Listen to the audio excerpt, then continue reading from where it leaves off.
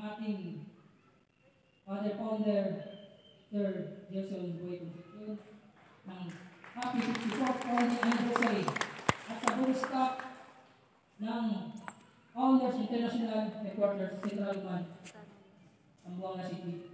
At sa aking kasama, Fisheries ng Palawan,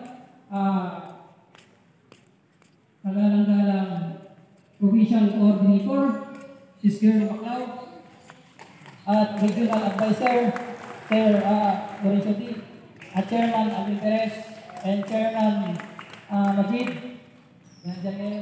At sa lahat ng organizer chapters ng buong Palawan, at President chapters, Vice President, officers, and members, hindi ko na po kayo maisa-isa. Baka po ngayon, kulang pa yung oras ko kung isa-isahin mo kayo dito. So, binabati ko po kayo ng happy 54th founding anniversary. At ganoon din po sa aking mga kasamahan, officer and members ng Kaparo-Kapa International United Chapters of Balabac. Nandyan po yung Skyline Pavilion Chapter, Marabon, President at ibang members. Bluebird Chapter, Katagaupan, Great Falcon Chapter, Dalit, Poblacion 6, Black Eagle Chapter, Sentro Mangkalang Palawan, Black Hawk Chapter, Organizer Ijaladin, dyan po, Organizer Willie, and King Katala Chapter, tapos Seatbird Chapter, Marabon, ang mga brad, please, gaya ng nabanggit ni advisors, regional advisors, sa layo ng staff mga na nakarating tayo dito. So, ang ibig sabihin ng nun, tayong mga KRKs na nagmula sa staff, at nagmula na rin sa Mindan, kung saan man naroon yung mga brad na nanggaling sa inyong area, ibig sabihin, gusto nyo po na tinatawag na pagkakaisa.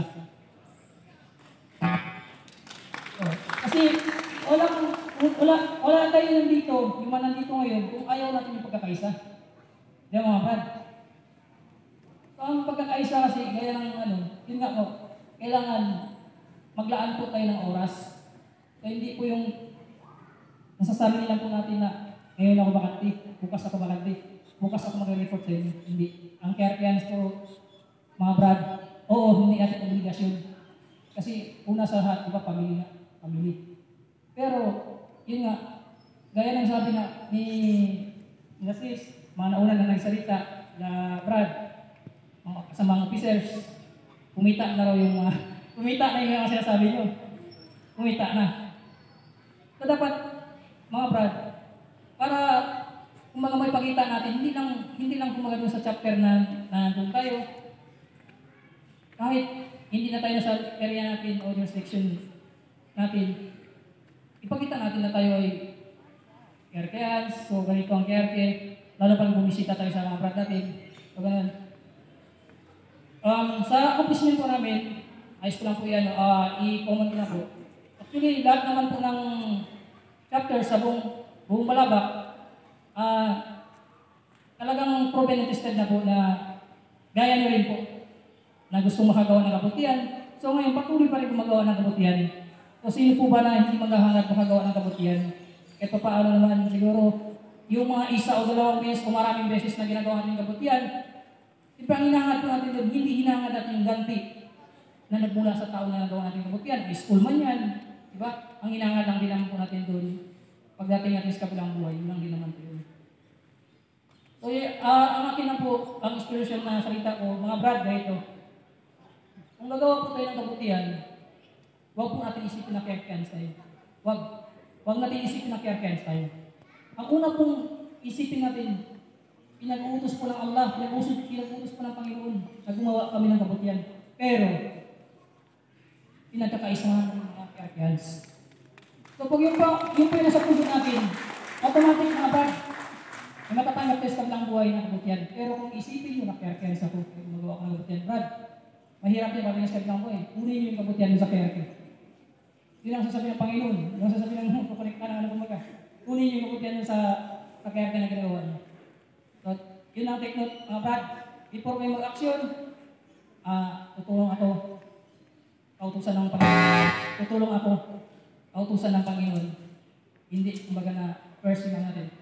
So mga brad, sis,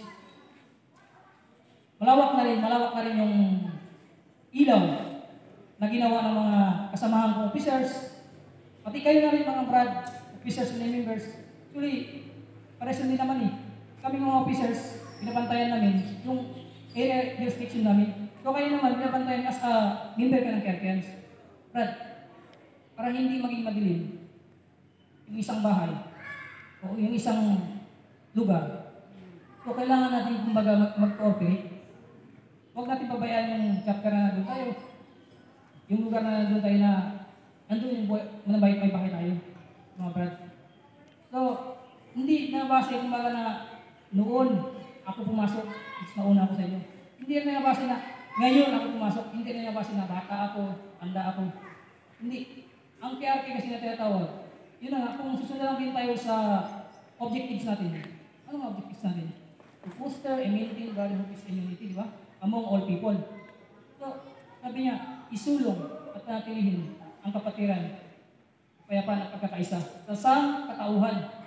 So, hindi lang, kumbaga, sa brand lang ating gumagawa tayong kabutihan, bagkus, tinuruan din po tayo ng ating kapatiran na gumawa tayo kahit hindi ating membro. So, ganun po. Inuulit ko po, sa kabutihan na nagawa namin, hindi ko na po isa-isahin na kung ano man nagawa namin. Pero po, nandiyan naman po yung YouTube natin, nandiyan naman po yung Facebook natin. Diyan po yung probe kung ano mga nagawa namin. So kung isa-isahin ko po, baka hindi po ako matapos mga itong salita. Kaya nang isa lang po nagsalita, si organizer ng Bluebird lang po. Talagang muna, kami nakagad. So, hindi ko na po kaya isa-isahin.